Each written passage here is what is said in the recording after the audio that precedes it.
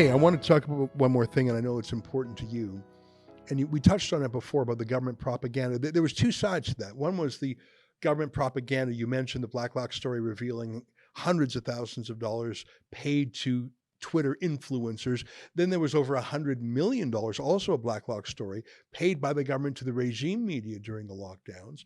There's the media, the annual media bailout. So there's the carrot, but then there's now the stick because you know you can't force people to watch the CBC. The CBC's viewership is falling, even by their own acknowledgement. People will find interesting things on their own. YouTube and others did throttle skeptical websites in cahoots with Pfizer, et cetera. But now in Canada, you got C11, which grants the government domain over the internet, C18, other bills yet to come. They have something called the Online Harms Act that they're planning to reintroduce. So if the government couldn't get people to watch the regime media with a carrot, here they come with a stick.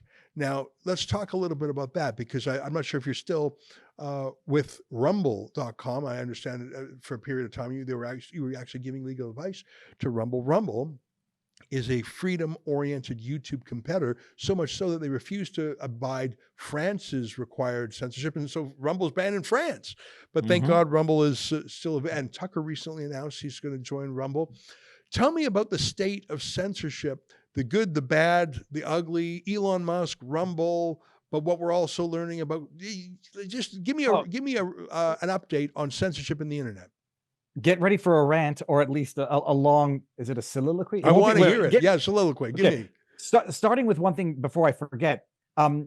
Trudeau bailed out the print media in 2018 with $600 million. And then he bailed out the digital with all of these COVID ads over the course of 3 years. It is billed C18, right? The link tax. Right. I called it. I mean, it wasn't rocket science. I said, this is just another way for the government, the federal government, to find a way to subsidize the flailing legacy government propaganda, the media, by imposing this link tax, which Google and Meta at one point said, we're not going to do. So we're not going to link to news in Canada, and Canadians saw the consequences of that.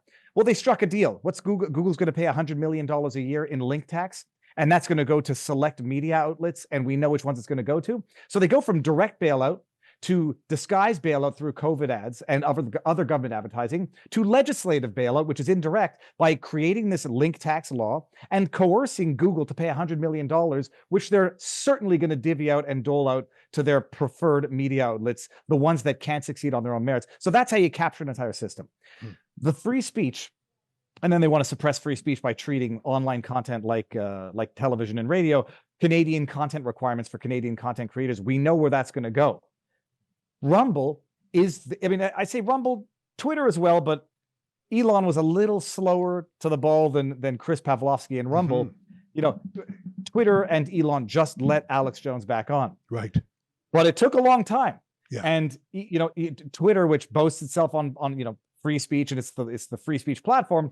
Well, for a while, Elon had an exception for Alex Jones, but I knew at the time it was based on a misunderstanding of why Alex Jones was kicked off of Twitter in the first place, which Elon thought had to do with Sandy Hook, which in reality it didn't. It had to do with him bothering Oliver Darcy in the halls of Congress.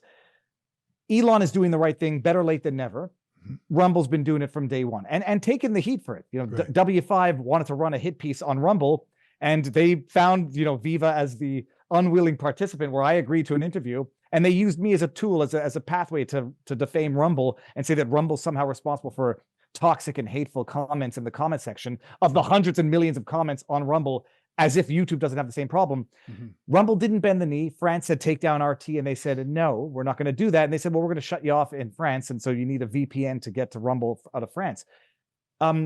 It's an amazing platform. And I'm saying this not just because I'm exclusive with Rumble, and not just because I actually helped draft the terms of service, which I think are amazing. They walk the walk, and Chris Pavlovsky talks the talk and deals with the brunt of it.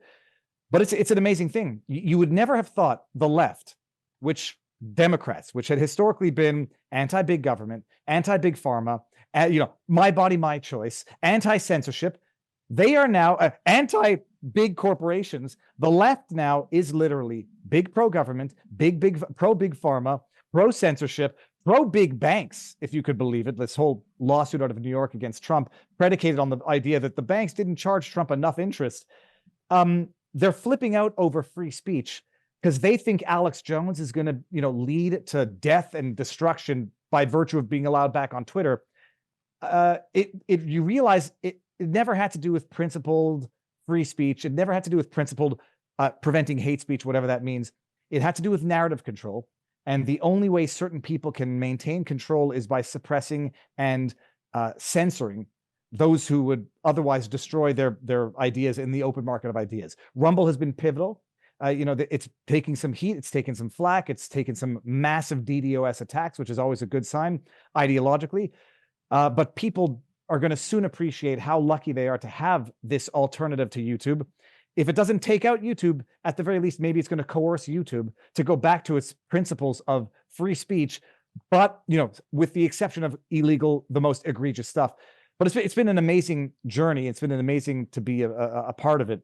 And so, I just hope the righteous win this battle in the long run.